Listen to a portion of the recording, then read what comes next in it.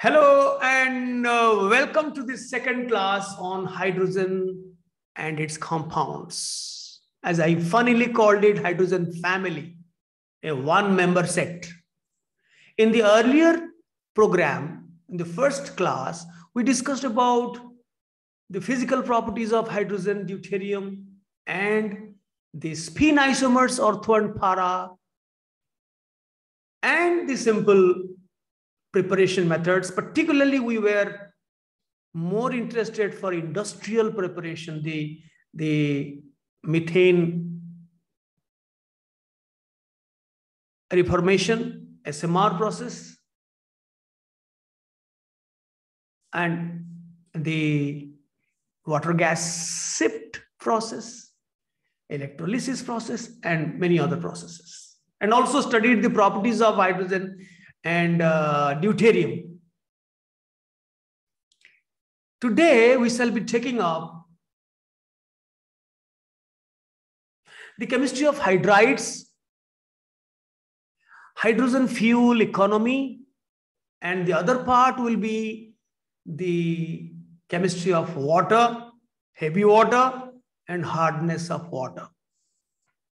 Now, chemistry of hydrides will be discussed in every group in the P block. Nitrogen family hydrides, carbon family hydrides. But this is a general aspect of hydrides.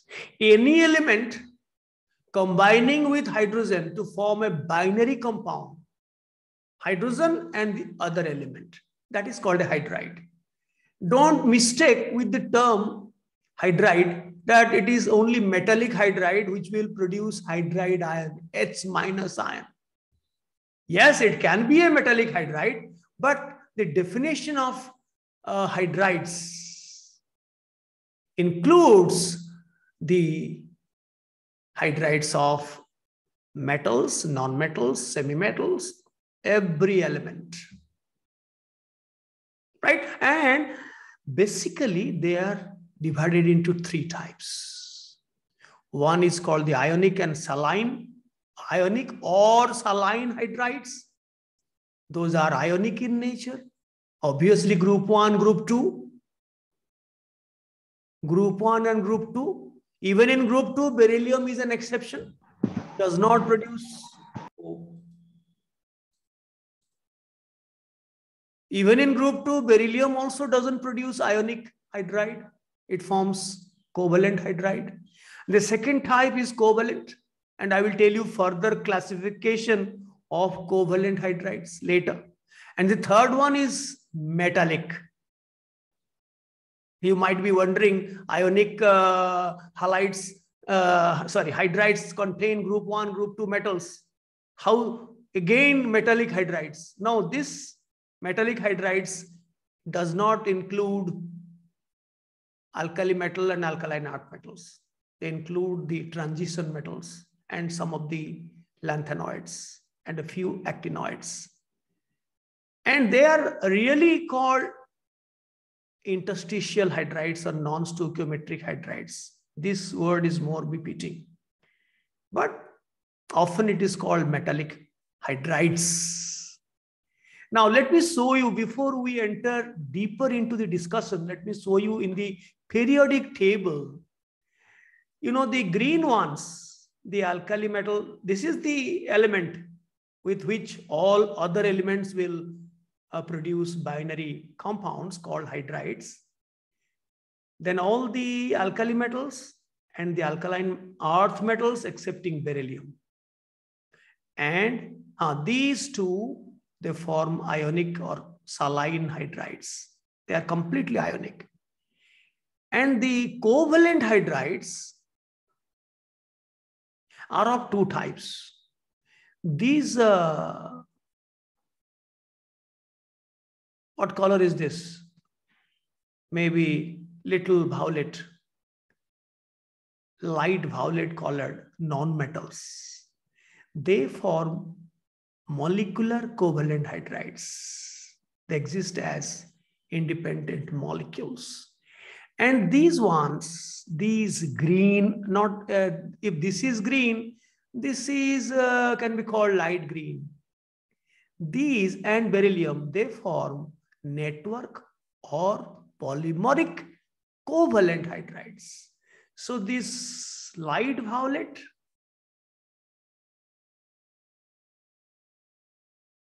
and these ones, the light green, they are covalent, but these are molecular hydrides, and these are network polymeric, and these were simply polymeric. These are. So all these are, including these gray ones, they are also polymeric, but these are network.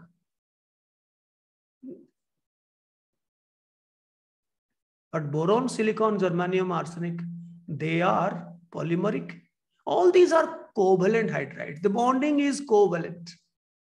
These ones, these dark gray ones, excepting xenon, which forms covalent hydrides. These, they do not form hydrides at all. Very, very limited cases we find their hydrides in this stable form. And these ones, they have not characterized properly.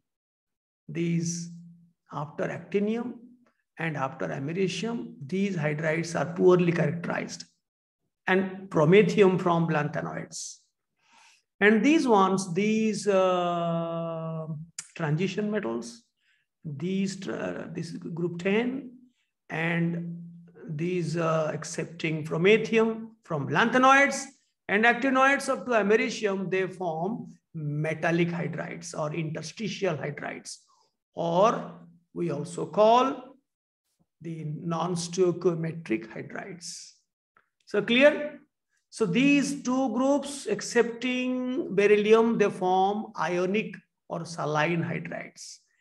The P block, excepting the noble gases, excepting xenon, they form covalent hydrides. And also from among the D block, the copper group and zinc group, they also form covalent hydrides, excepting silver, whose hydride is very poorly characterized, like this, like this. Now, the light green ones, they form polymeric network, but these light gray ones, boron, silicon, germanium, they form polymeric, not network. Polymeric covalent. All these are covalent. All these are covalent. This, including beryllium. And the remaining ones, they form metallic hydrides, non-stoichiometric. But unfortunately, group 7, 8, 9, these three groups, they do not form hydrides. That is why in the periodic table for hydrides, it is called hydride gap. And you are asked in your examination, what is hydride gap? In the D block, group 7, 8, 9, manganese, technetium, rhenium, iron, cobalt, iron, ruthenium, osmium, cobalt, rhodium, iridium. They do not form hydrides. But that was in your book. But recent research has revealed that these have also produced, they are producing, or they have produced their hydrides not only with hydrogen, along with hydrogen as ligands, some other carbon monoxide and hydrogen together. So recent research has negated the statement given in the book that these three groups, they do not form hydrides. That was a very, very old school of thought that is there in your books. But in general, D block elements have poor affinity for hydrogen. So previously, all the D block group elements, excepting palladium, were called hydride gap, all. But subsequently, these started, forming hydrides, and they could be characterized. So also the nickel group, group 10. And therefore, they were named as metallic hydrides or interstitial hydrides or non-stoichiometric hydrides. But these, for a long time, could not form hydrides. But now, with many skills at different conditions, they have produced their hydrides. But for you, our examinee, you can remember that group 7, 8, 9, they do not form hydrides. It's called hydride gap because their density is highest. In osmium, iridium, they have the highest density. So dense these elements are that hydrogen cannot penetrate and can form stable hydrides. But no, this concept has been redundant. I will not agree that these elements that do not form hydrides. I'm just saying for the sake of your examination. That's it. Are you able to hear me? Please raise your hands. Okay. Now let us go one by one. One by one. Now let us talk more about ionic hydrides. Which groups they form ionic or saline hydrides? Group 1 and group 2, excepting beryllium. These hydrides can be prepared by direct combination between the elements. Sodium hydrogen, calcium hydrogen. Direct combination will give their hydrides. So they have different crystal structures that we shall know in our solid state program in class 12, that alkali metal hydrides have rock salt structure. Calcium hydride is lead 2 chloride type of structure, while magnesium hydride, the only exception among the group 2 hydride is magnesium hydride, which has a different crystal structure called the rutile structure. About rutile structure, rock salt structure, lead chloride structures, we are not supposed to know now, just for sake of information. Now, these hydrides are strong reducing agents. They can reduce many metals from their higher state to lower state. Titanium dioxide, where titanium has a +4 state, is reduced to 0 state by calcium hydride. And these hydrides react instantly with water, producing hydrogen gas. You know what happens? It is a comproportionation reaction we are talking last time, where I can annotate here, where hydrogen from -1 goes to 0 and from +1 goes to 0. It's a kind of comproportionation reaction. And even it's such a strong reducing agent, it can remove proton from any other substances having acidic hydrogen. For example, propine. We'll know that in your organic compound, organic chemistry, that this hydrogen bonded to sp hybrid carbon is acidic. So once it gets an acidic hydrogen, like water, it removes a proton, and this H- and H+, they combine to form hydrogen gas and leaves a salt, sodium propionide. So it reacts. These are the two examples. So sodium hydride or calcium hydride can react with any other such acids, producing hydrogen gas. Now we talked about ionic hydrides, how they are formed by mutual combination. They are strong reducing agents. Now covalent hydrides are of two types. Molecular, I told you their position here. Perfect nonmetals, they remain as small molecules. CO2, NO2, NH3, I'm so sorry, I'm talking of oxides. CH4, C2H4, C2H6, so hydrides. Unfortunately, I missed out. So I talked of oxides. No, this is carbon hydrides, nitrogen hydride, oxygen hydride is water, and hydrogen peroxide, this sulfur hydride, H2S. So these remain as small molecules. Those are called molecular hydrides. And these are polymeric and network. Polymeric, simply polymeric, and this is polymeric network. These light green ones. Let us study one after the other. Nonmetals form molecular covalent hydrides like methane, ethane, propane, ethene, methane, HCl from halogen family, ammonia, nitrogen family, water. These are some of the examples. They can be either strongly acidic like HCl or poorly acidic like H2S. Hydrogen sulfide is poorly acidic. And can also be basic if there is a lone pair like ammonia, water. So they can act as Bronsted bases. I will talk about Bronsted acids and bases later. Beryllium and aluminium and some transition metals and some post-transition metal elements in the P block form polymeric. Few transition metals means a copper group and zinc group. And some post-transition metal elements, they form polymeric network covalent hydrides. They provide hydride ion in a controlled way. Beryllium hydride is polymeric, BeH2ON. Now it is not only polymeric but also network.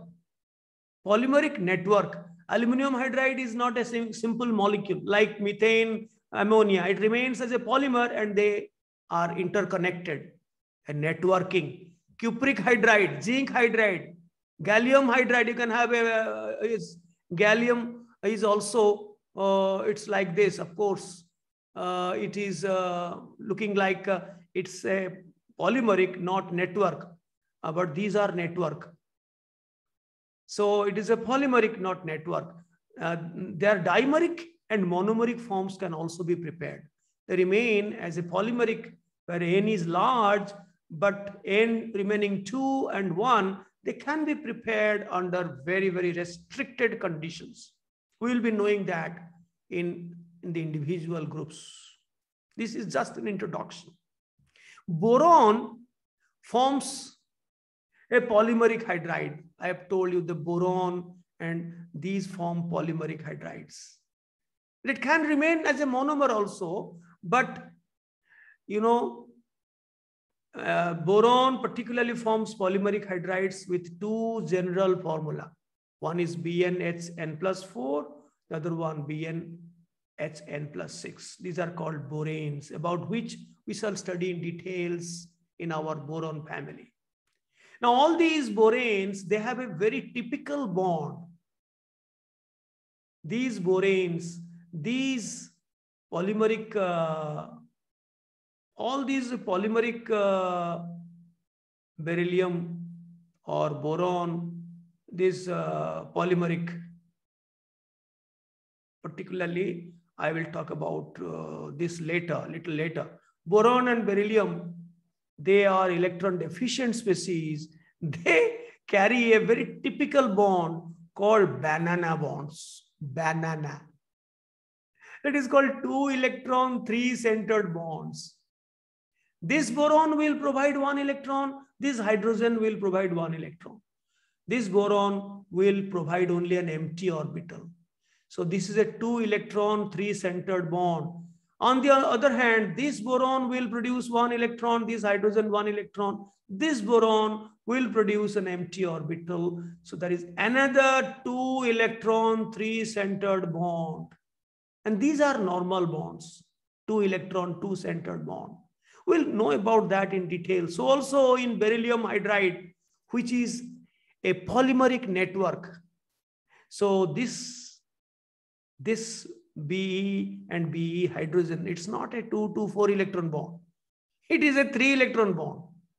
It is a misnomer. It's not a, if one is dash, the other one is vacant. That means these 2 electrons, they surround the 3 atoms and bind them with a typical bond called 2 electron, 3 centered bonds. So also in the below, the plane below, you have another banana bond.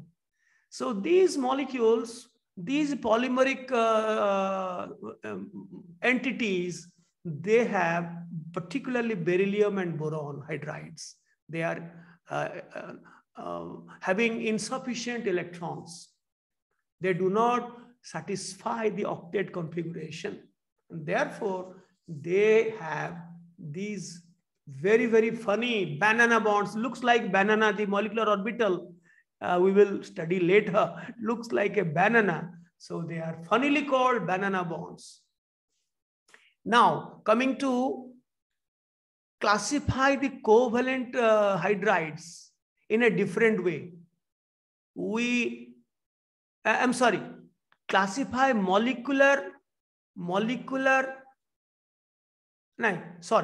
covalent hydrides in a different way. These covalent hydrides can be classified in another way. The other way is it can be electron deficient, beryllium and all group 13 members, boron, aluminum, gallium, indium, thallium, because BeH2 has 4 electrons. So it is a quartet having 4 electrons. BH3, a sextate, so also AlH3. So they are unstable as a monomer. Therefore, they try to dimerize, trimerize, tetramerize to form a polymer. By that, the electron deficiency is not satisfied. The electron deficiency is still there, but because of the polymeric association, their stability increases. And the second type is electron precise, which enjoy exact octet, like group 14, carbon, silicon, germanium, tin, lead. Their hydrides, methane, silane, germane, stannane, plumbane, they have 8 electrons. So this is called electron precise hydrides. Now, this is electron rich hydrides is the other 3 groups: nitrogen family, group 15, group 16, and halogens. They are electron rich. Why they are called electron rich? Not because they have more than octet. They have octet, but they have at least 1 lone pair. Ammonia has 1 lone pair. Yes. If I give you an example of nitrogen hydride, ammonia has 1 lone pair. And oxygen hydride is water, has 2 lone pairs. You know, halogen has 3 lone pairs. That is why it is called electron rich, not because nitrogen is having more than octet. It has octet, but it has a lone pair. That is why some authors, they classify nitrogen family, oxygen family, and halogen family hydrides as electron rich hydride. Not to confuse with more than octet, right? Group 14 elements, they produce electron precise hydrides. But beryllium and group 13, they form electron deficient hydrides, and they form polymeric, and some form polymeric as well as network hydrides. Beryllium forms polymeric network. Boron forms only polymeric. Aluminum forms polymeric network. So also gallium forms sometimes a dimer, trimer, even monomer also. So also this. So these are electron deficient. These electron deficient hydrides, they have incomplete octet, the details of which we will discuss later. Now, electron deficient, I have already told you, boron is BH3, but usually it remains as B2H6 called diborane. Diborane doesn't have an octet. It has 2 banana bonds. I told you this is diborane. Here is one banana, the other one banana is below it. So it is electron deficient, but it stabilizes, forming a dimer called B2H6. It has 2 general formula.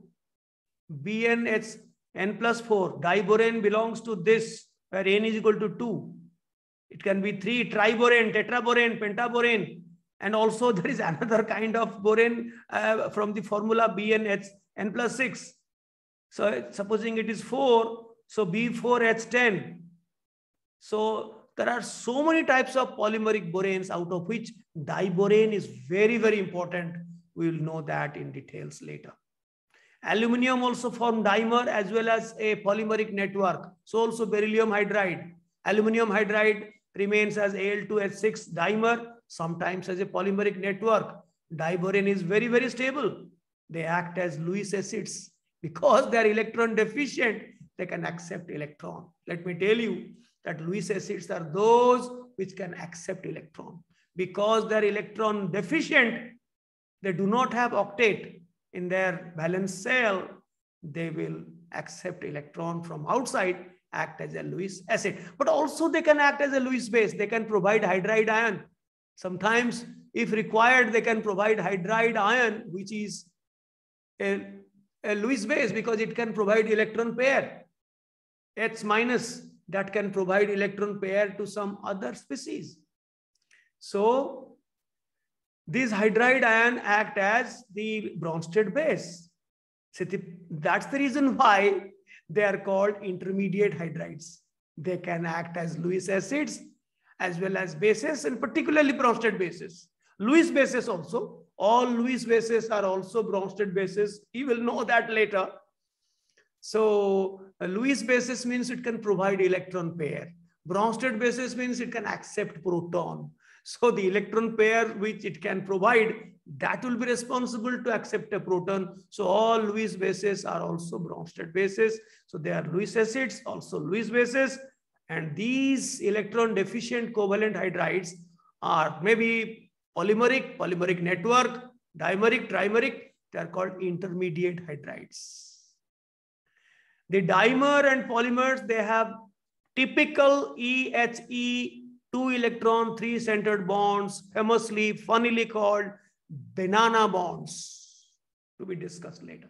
Electron precise belongs to group 4, silane, germane, alkane, alkenes, alkynes, arenes, stannane, plumbane. These have, the carbon has valency 4, 8 electrons in its valence shell. But these electron deficient hydrides like BH3, when accepts a hydride ion, becomes a complex BH4 minus or AlH4 minus, then it becomes electron precise, because its hybridization changes from sp3 to sp2 to sp3 and becomes tetrahedral, and it is no longer electron deficient, it becomes electron precise.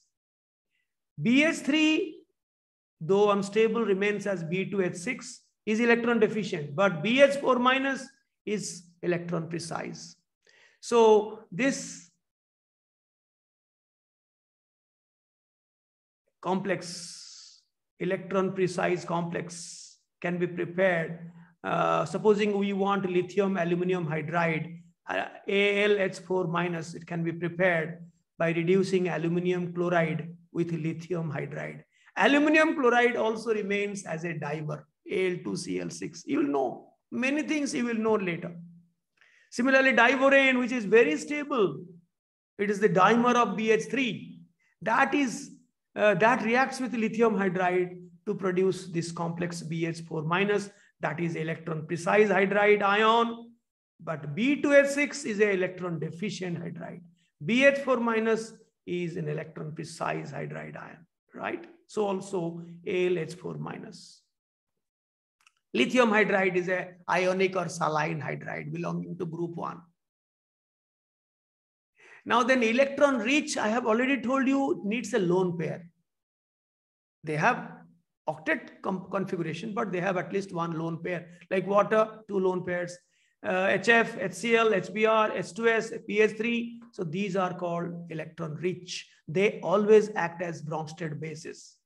And also acids, because they can provide H plus ion, though not easily. Their acid strength is very, very, very, very low.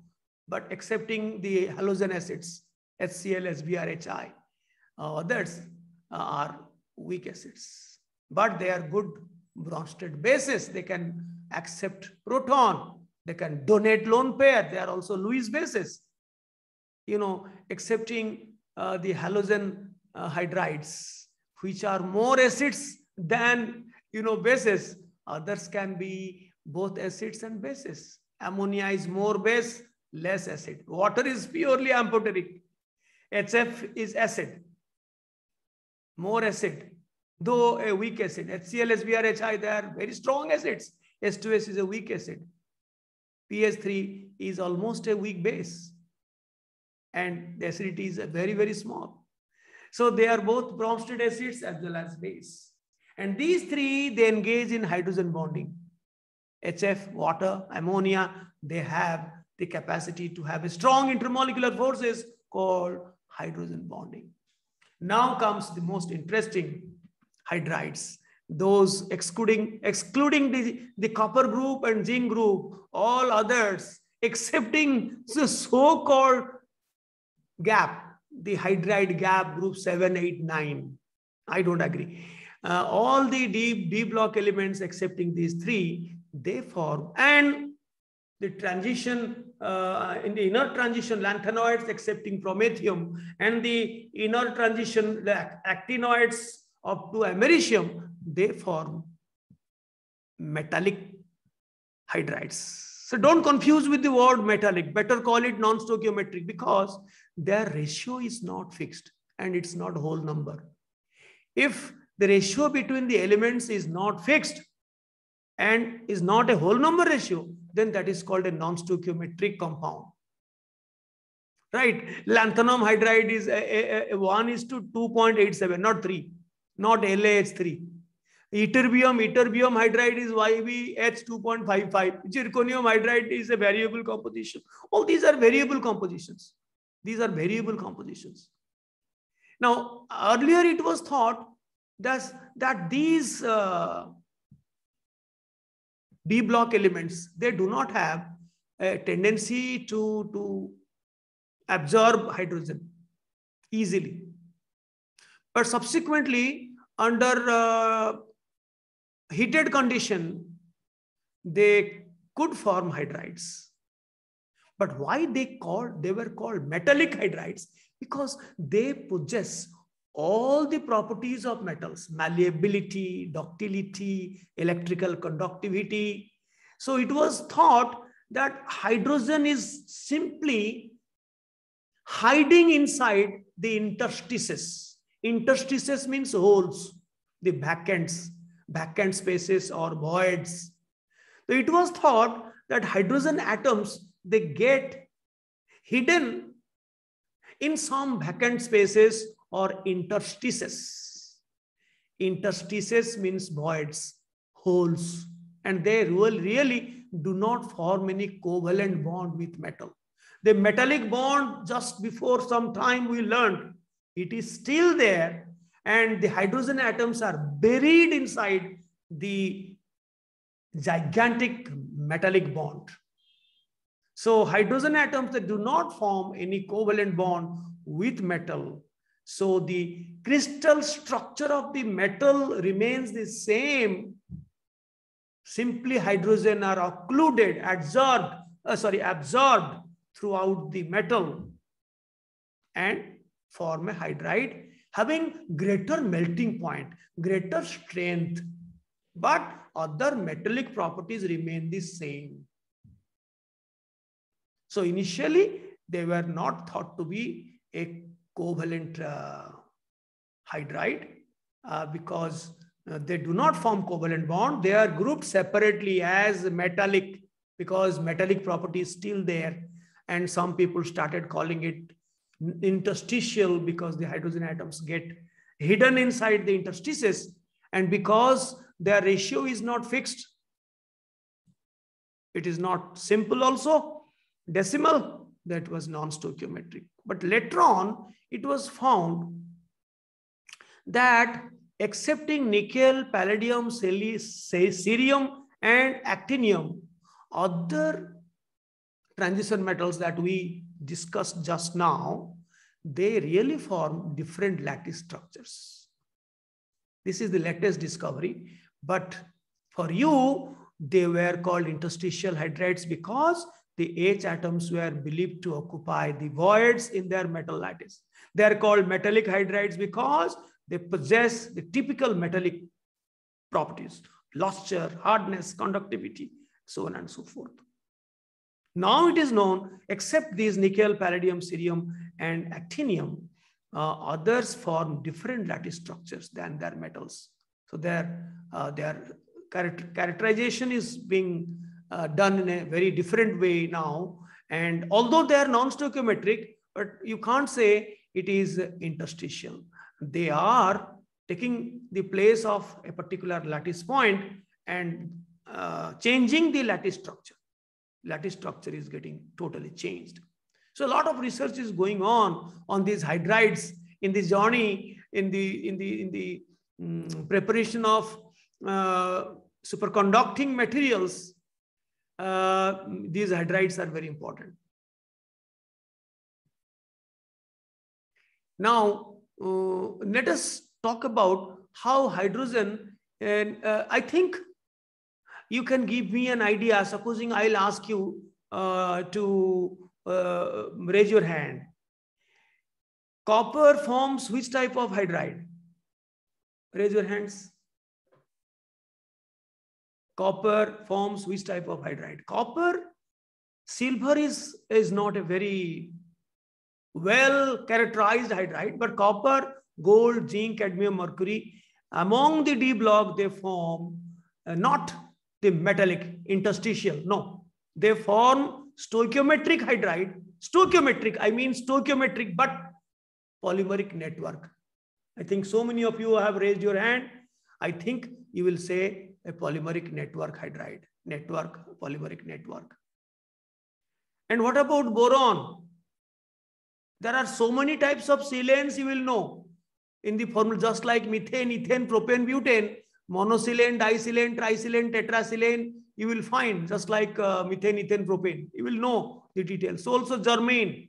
There are two stannins, stannane and distannane. Plumbane does not show any dimer. It shows only monoplumbane. So these are monomeric.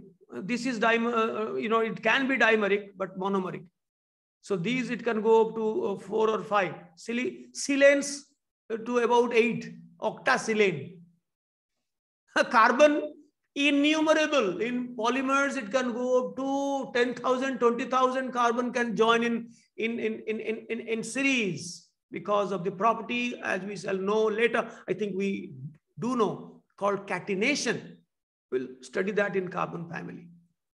So these are ionic. These are purely covalent. These are both polymeric and some of them are monomeric. These are monomeric.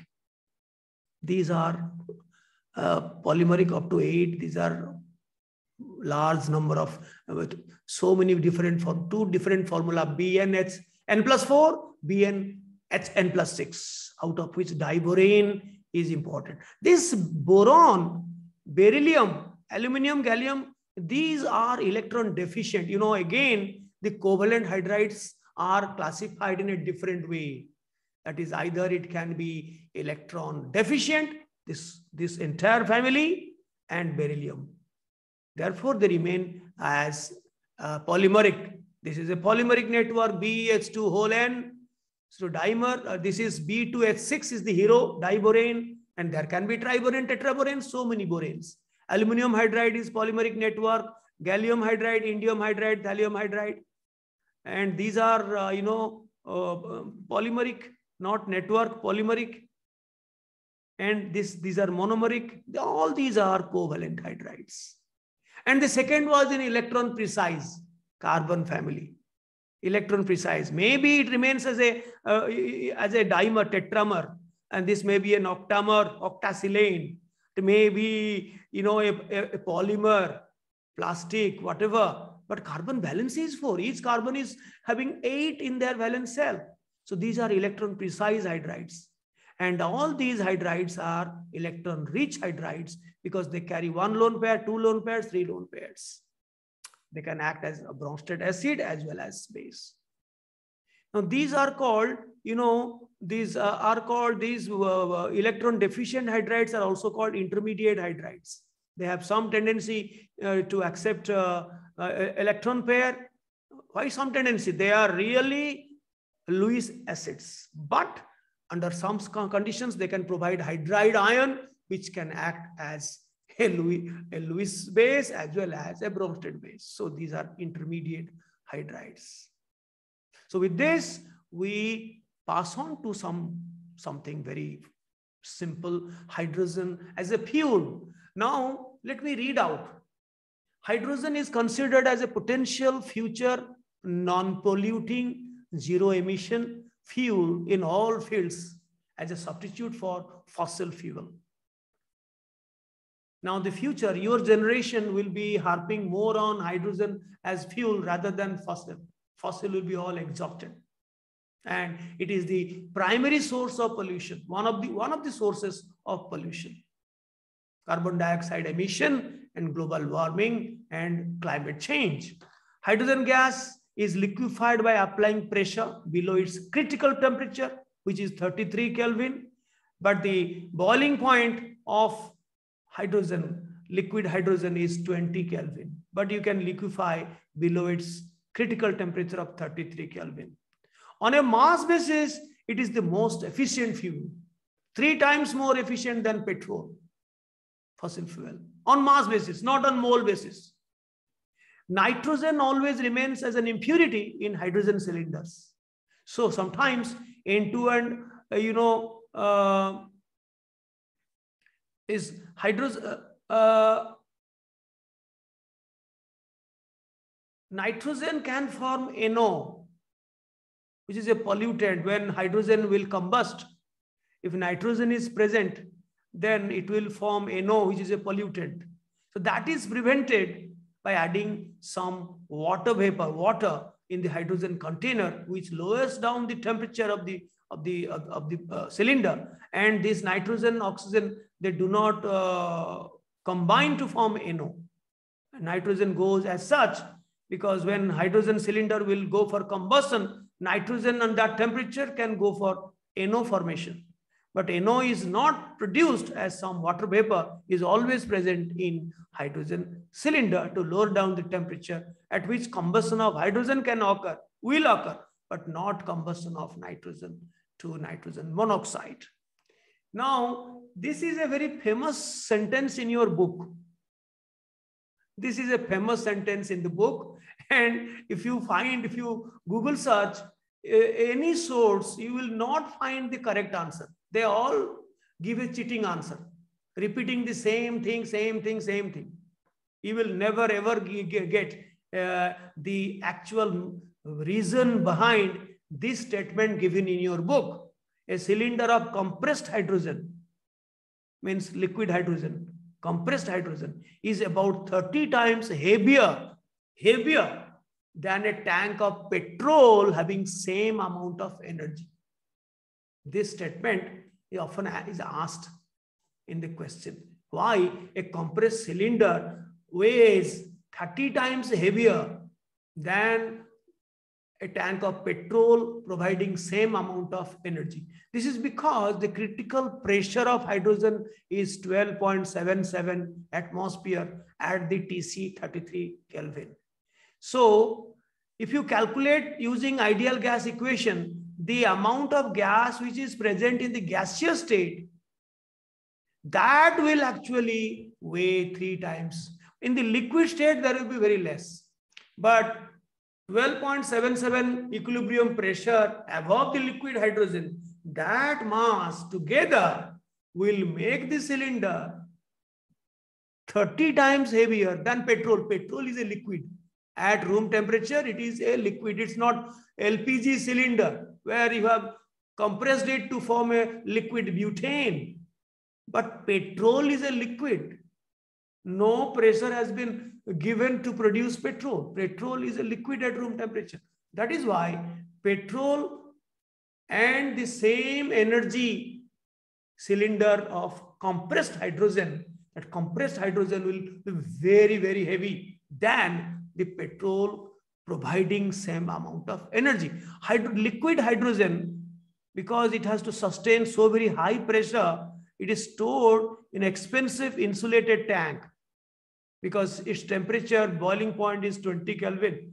Insulated tank, very expensive tank, sodium, nickel, alloy, titanium hydride alloy. Titanium hydride is a dash halide.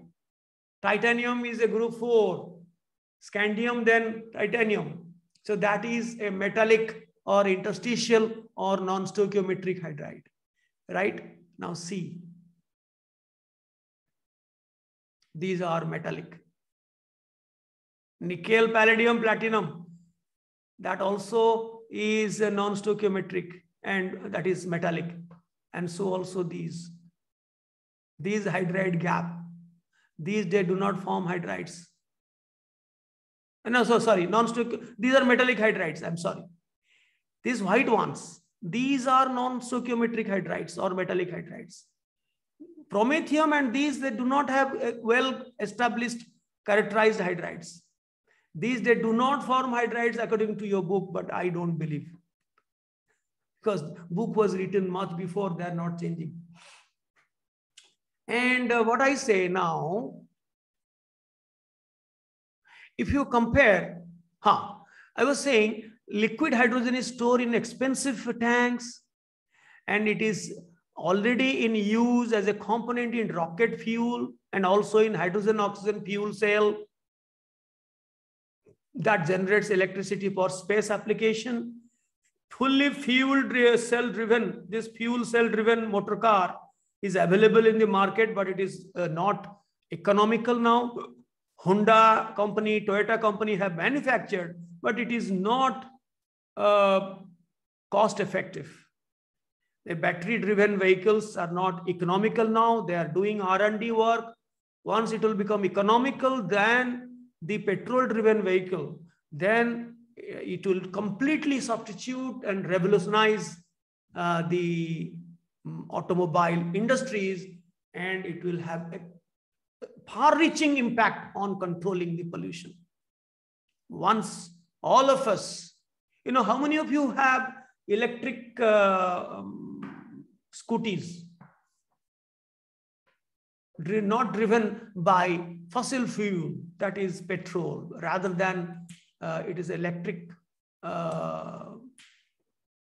Nobody. But yes, last year, in 2020, before lockdown, a couple of guys were coming with electric scooties. Now, this is the table. You can find per mole basis, the hero is petrol. Octane is the main constituent of petrol. Octane, heptane, and all this. So hero is on mole basis, but for gram basis, the hero is hydrogen. Whether it is a gaseous hydrogen or liquid hydrogen, 142, 143, but these are zeros, much less on mass basis. But on volume basis, again, hero is same petrol, right? Now, let us come to the last part of our program. We are almost 50 minutes past our work. Let us now drink a bit of water and moisten our throat. You also do that.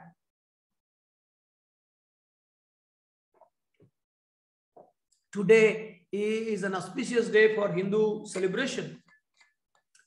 And had there been no COVID restrictions, would have found hundreds and thousands thronging in the streets and enjoying. There is no street, I don't think we'll have lighting and decorations. I don't know, I have not visited outside. I hope so. The deities, the idols have been dwarf idols are being used in a closed door. They are offering their prayers, as I am believed. I'm inclined to believe.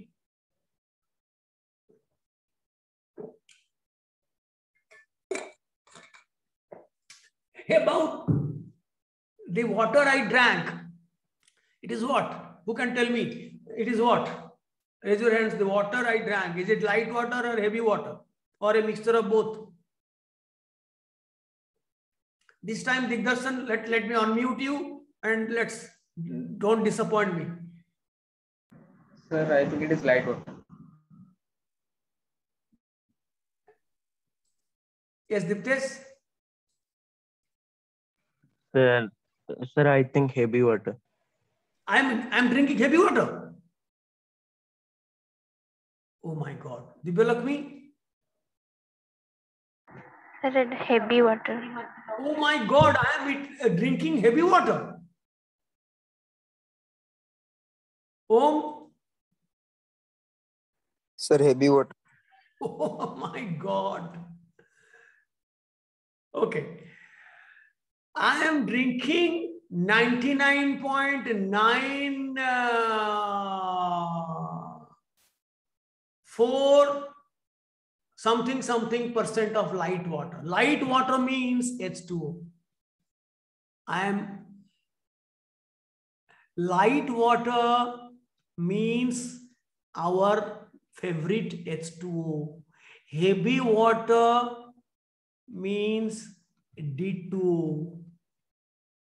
Its percentage is 0.015 something percentage, as we have learned in our first class about the percentage of deuterium in nature. It is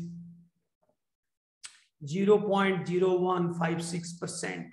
So heavy water is prepared in Kota. India has 7 places where heavy water, 100% pure heavy water is used, is prepared for our nuclear power plants, which act as a moderator and coolant, about which you will know later. So I really was amazed to find more number of answers saying that I am drinking heavy water. Heavy water is very costly. I cannot take heavy water. I am drinking predominantly light water. But I was expecting the answer that, sir, you are drinking both. If that would have been the answer, then I would have been extremely delighted. So I am drinking both light water, 99.985% is light water, H2O. And a small part is also there. The heavy water is insignificant. But if you electrolyze this ordinary water, which is predominantly light water, by adding some electrolytes, say sodium chloride, whatever. If you take 29,000 liters, can you imagine? 29,000 liters, you continue to electrolyze, you will get hydrogen at the cathode, oxygen at the anode, and the volume of water will be reduced. Though then when 29,000 will be reduced to 1 liter, that 1 liter will be almost 100% heavy water. How difficult, troublesome, uneconomical, expensive this process is. Because the OH bond is weaker. 16 times weaker. Let me check. 18 times weaker than the OD bond. Therefore, in the lower voltage, at a lower voltage, we set for the electrolysis. It is only OH bond breaks, not OD bond. So when all light water goes out of 29,000, 28,900, 29, I'm not able to subtract. 29,000 minus 1 liter. It is 29,999 liter of ordinary water. Ordinary water means light water. Goes, the remaining 1 liter is heavy water. That is used not for drinking purpose, used for the nuclear power plants as a coolant, as a moderator. Now we will talk more about our water. The water is an universal solvent, and the entire life is sustained on Earth due to presence of water. One of the components is water. It has unique hydrogen bonding, high melting point, boiling point, viscosity, surface tension. Because of hydrogen bonding, all these are high. It is a V-shaped angular molecule with sp3 hybridization, as the steric number is 4. And there are two lone pairs. Due to that, bond is little compressed from the normal tetrahedral angle to 104.5 degree. Bond length is 95.7 picometer. This OH bond length. So this OH bond length is 95.7 picometer or 0.957 angstrom each. Bond angle 104.5. And you also know very recently we learned about the hydrogen bonding and the ice, in which you have a lot of hexagonal holes because each oxygen is tetrahedrally coordinated, one with two normal bonds, two normal OH covalent bonds and two hydrogen bonds. These blue lines are hydrogen bonds. The actual covalent bonds are not shown. They're so close. The small white ones are so close to oxygen, which is red. So the actual covalent bond is not seen, observed, but the hydrogen bonds are highlighted with blue colors. So each oxygen is tetrahedrally coordinated with two by real bonds and these two by hydrogen bonds. So as a result, a lot of hexagonal holes are automatically created in the ice to make it lighter. A lot of volume is created. So density is less in the ice. It is 0.91. But once you melt, as you know, these holes are partially filled up. The coordination number increases to 5 and its density becomes 0.99 something. And again, you continue to heat from 0 to 4, the hexagonal holes are further filled up and the coordination number maximum rises to 6, where the density is exactly 1 at 4 degrees Celsius. And beyond 4 degrees, if you heat, then due to thermal expansion, the volume again increases, density decreases. That you know, I have already told you that in our chemical bond program. Now, these things, above the critical, water has a critical temperature of 374 degrees Celsius and the critical pressure is 218 atmosphere.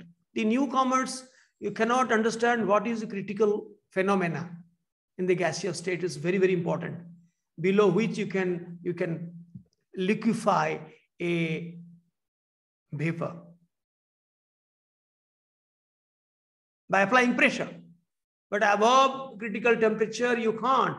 Above 374 degrees Celsius, you can't liquefy even water. H2O vapor, you don't call it as a vapor, you call it, you can't call it water gas. It will mistake you to a combination of carbon monoxide and hydrogen. So H2O gas, you have to say, because if you do not liquefy by applying pressure, it is no longer called a vapor. So above 374 degrees Celsius, whatever pressure you might apply, even 1000 atmosphere, you can't liquefy H2O gas, right? So in the vicinity of its critical temperature and critical pressure, water behaves as a supercritical fluid having unusual properties, and it is used as a green solvent. For many organic reactions, it is used as an organic solvent. At this condition, it flows like a liquid and it has got gas-like properties. It's a fluid, supercritical fluid. It has both liquid property and gaseous property. Now, let us talk something about heavy water. You already know 18 times stronger is the OD bond compared to OH bond. You can also prepare, besides electrolysis of water, one of the methods. The other method could be fractional distillation of ordinary water, fractional freezing. These are very difficult processes. India has 7 centers, out of which Kota is one. Kota, in our studentship period, when we were students in the general knowledge class, we used to know why Kota is famous for. We used to write heavy water industry. Now, if you ask anybody in India why Kota is famous for, he or she will answer it is an industry to produce IITians, medical aspirants, AIMS aspirants, and all these aspirants are get their fruits, their ambitions take fruition in Kota industry, IIT industry, not heavy water industry. Now, the physical properties of heavy water is superior to light water.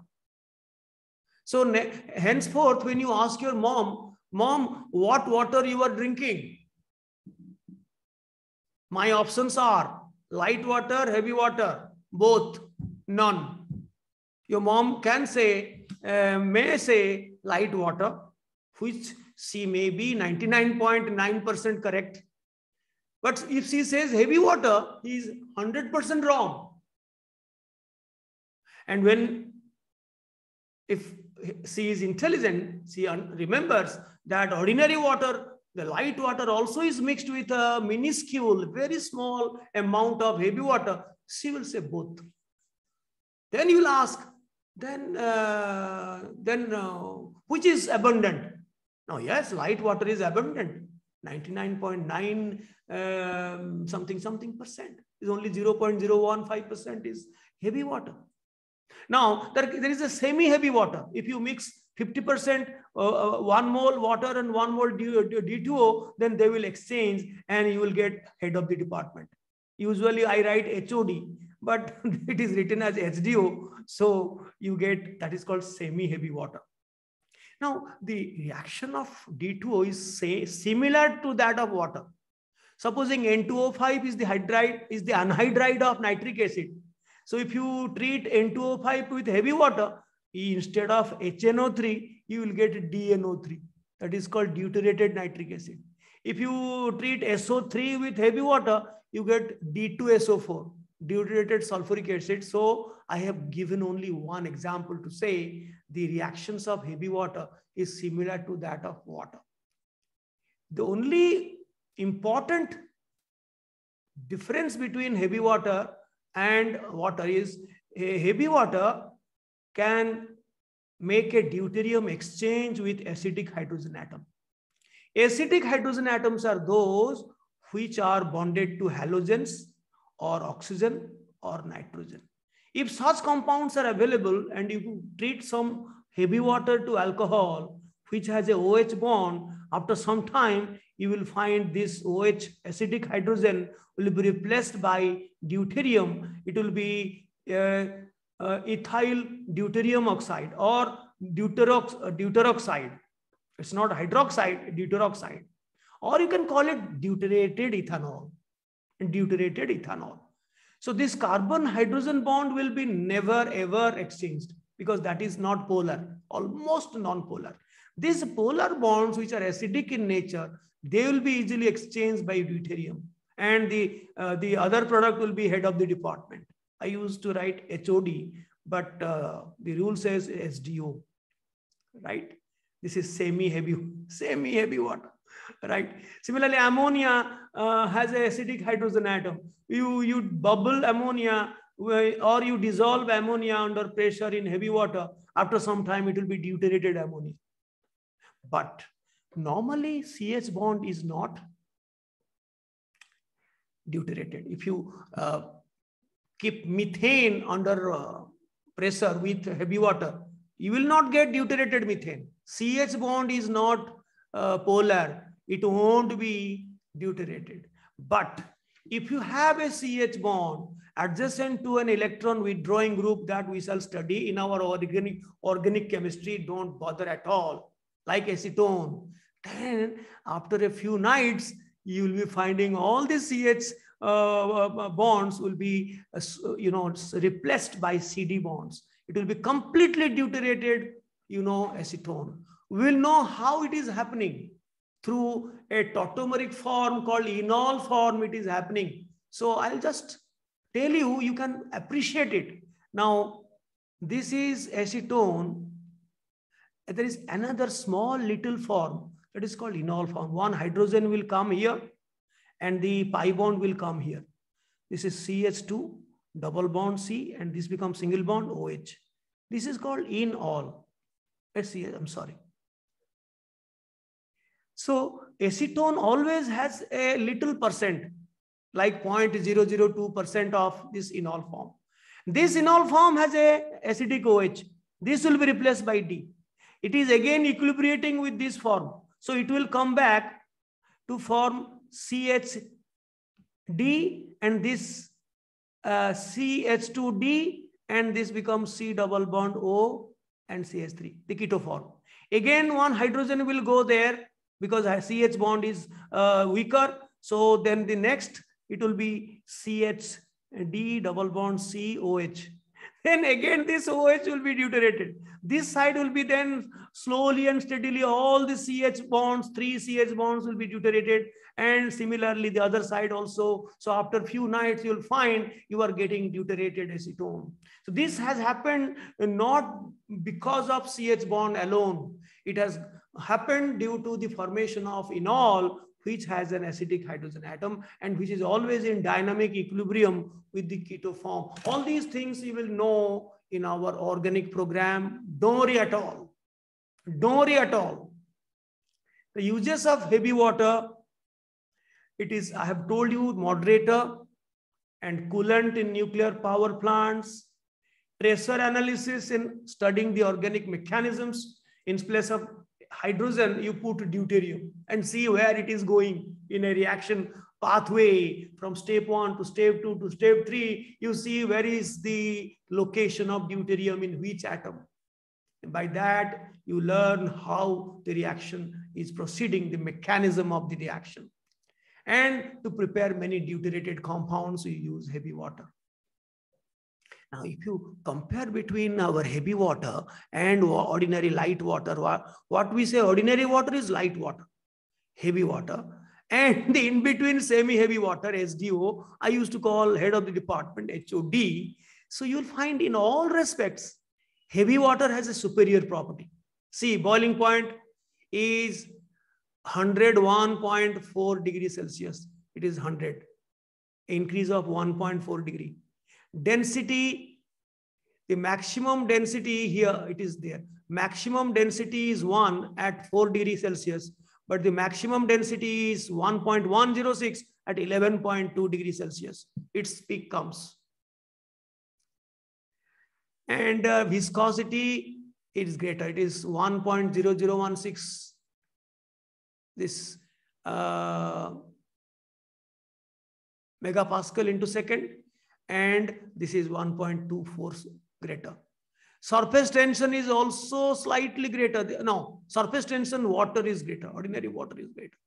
Surface tension slight. Remember, surface tension is water because, you know, because OD bond is stronger, hydrogen bonding is stronger in water. That is why surface tension is greater. Heat of fusion is greater, convincingly greater. Heat of vaporization is convincingly greater. pH is 7 at neutral stage for water, but pH for deuterium, PD, that is called PD, pH, this is PD, is 7.44, while it is 7 for water. PKB, same 7.44, it is 7. Refractive index also, it is a bit less. So the only two properties in which heavy water is less is surface tension and refractive index. All other properties are superior. Water is present maximum in oceans and minimum in rivers and in lakes, polar ice, groundwater lakes, and all these things. Now, properties of water is a thing which you have studied from class 7, 8, 9, 10. Now, water is a polar solvent. It dissolves many ionic compounds. Complete ionization occurs. And some other covalent compounds dissolve because of hydrogen bonding exchange, like glucose, sucrose, urea, ethanol. They do not ionize, but they dissolve due to hydrogen bonding. Many weak electrolytes like ammonia, SO2, acetic acid, HF, weak acids and weak bases, they dissolve completely. They are mixable, but they do not ionize completely. They undergo very feeble ionization and they are weak electrolytes. and they conduct electricity to a weak extent. This is a non-conductor, no electricity, no ions, small number of ions, and this is large number of ions. This is a good conductor. Now coming to water is amphoteric, we shall know very shortly that with acid, it acts as a base. It accepts a proton and becomes hydronium ion. And so also with acetic acid, this is a weak acid. So the degree of dissociation is less. Less number of ions are produced. Therefore, the sign is equilibrium sign. But this is a strong acid, no equilibrium sign. 100% dissociation occurs, almost completely dissociated. Similarly, ammonia is a weak base. So here, water acts as an acid. It provides H plus ion, and ammonia becomes NH4 plus, water becomes OH minus. This is also weakly dissociated. All these things you will study in the equilibrium chapter. So, and also, since it is amphoteric, one water can donate a proton, the other can accept a proton. So two water molecules can undergo autoprotolysis or self-ionization to form H3O plus and OH minus. We conventionally write H2O giving you H plus and OH minus, and this extent of dissociation is so low that the product of their concentrations in pure water and in neutral solution is as low as 10 to the power minus 14. So each of these ions have a molarity of 10 to the power minus 7. So this product is called ionic product of water, Kw. We shall be using that in all the problems of ionic equilibrium. Very soon we are going to study. Now these things you know from our beginning LOC program. We know nitrides will give you ammonia. Phosphide will give you phosphine. These are all non-redox, as we love to call metathesis reactions. Sulfide will give you S2S. There are two types of carbides normally. You will know there are many more types of carbides. This is methanite type of carbide, 4 minus, give you methane. This is C2 minus type of carbide, give you acetylene. So this thing, the hydrolysis of nitride, phosphide, sulfide, carbide, we know that. Similarly, we know the non-metallic oxides are acidic in nature. With water, it will form the corresponding acids. Carbon dioxide will give you carbonic acid. This is stable under pressure. If you release the pressure, then carbon dioxide will go up. Sulfur dioxide gives sulfurous. SO3 gives sulfuric. N2O5 gives nitric. N2O3 nitrous. And you know how to find the anhydride from any oxo acid. By removing water, you can get the corresponding anhydride. So this is another reaction which we already know. And later in our boron family program, we know hydrides and halides of some p block elements like boron, silicon, tin, they hydrolyze to form their hydroxides. So diborane gives boron hydroxide. Actually, it is not boron hydroxide. It looks like boron hydroxide, but actually it is an acid. It is called boric acid, H3BO3. This is actually H3BO3 orthoboric acid, the powder that we use while playing carom board. Remember that powder that we sprinkle on the board to make it slippery for the dots to slide and go to the holes? That is boric powder. It is written as BOH3, but it's actually an acid called boric acid plus hydrogen. Similarly, BCl3 will hydrolyze to give you same boric acid and HCl. Silicon tetrachloride will give you silicic acid, but that will dehydrate to produce silica plus HCl fumes. So also stannous chloride will give you partially hydrolyzed to give you SnOHCl called basic stannous chloride. And the HCl will appear as fumes, the HCl mist. So all these things you will be knowing again and again in different families. And many salts, transition metal salts, they in water, they remain as aqua complex. Simply if you add ferrous sulfate solution, it will remain as this, Fe H2O whole 6, 2 plus. This is called aqua complex, hexa-aqua iron 2 sulfate. So the color that I have not written here, this is the light green color.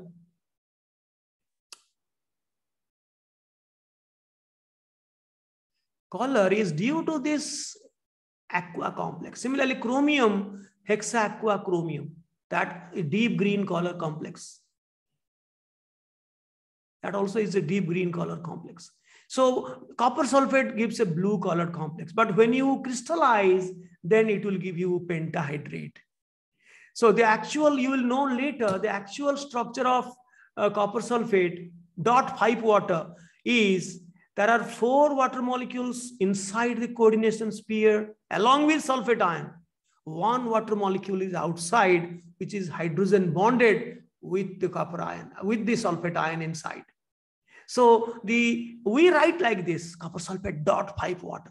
But out of the 5 water, 4 water is covalently bonded with copper ion along with sulfate ion in a distorted octahedral.